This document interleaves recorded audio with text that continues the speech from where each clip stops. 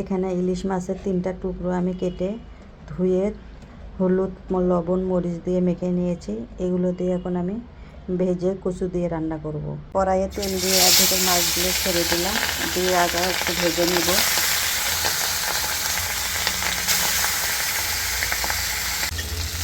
আমার মাছ ভাজাটা হয়ে গেছে। এখন আমি কচু কাটবো, কাটে রান্না করব। এখানে আমি কচু কেটে ধুয়ে নিয়েছি, এখানে পেঁয়াজ কেটে নিয়েছি। এখন আমি রান্না তুলে দেব।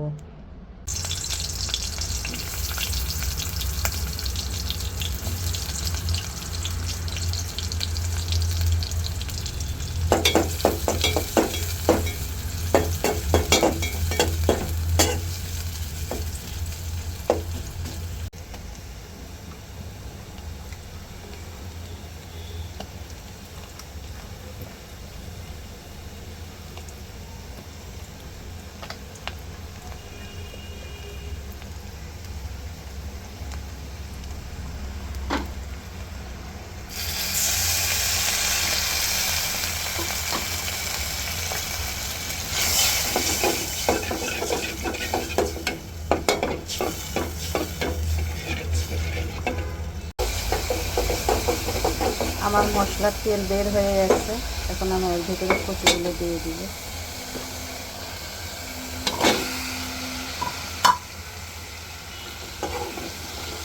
আজ আমি শুধু কচু দিয়েই রান্না করব।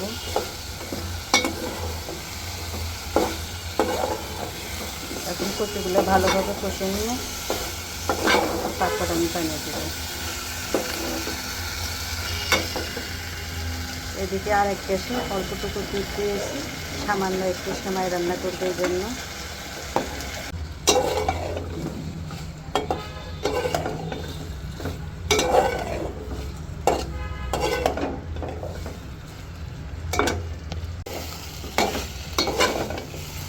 আমার তরকারিগুলো কষানো হয়ে গেছে। এরপর এখন আমি পানি দিয়ে দিব।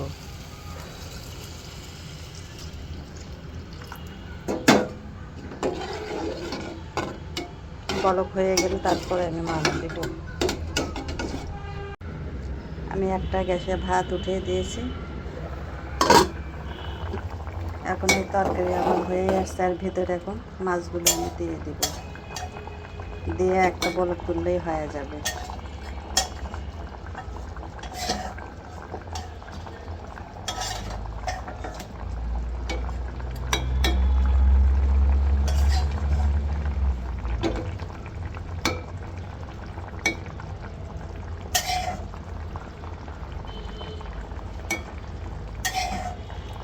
ছোট ইলিশ মাছ হলেও অনেক তেল উঠেছে।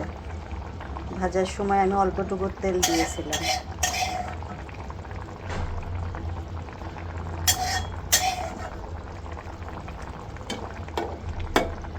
আমার তরকারি হয়ে গেছে। এখন আমি জিরের গুঁড়া দিয়ে নামিয়ে নেব।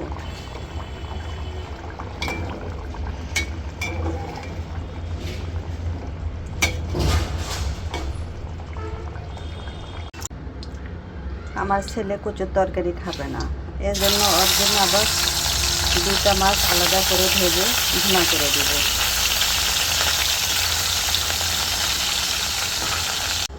ছেলের জন্য 2টা মাছ ছিল, ভুনা হয়ে গেছে। এখন আমি জিরে গুঁড়া দিয়ে নামিয়ে নেব।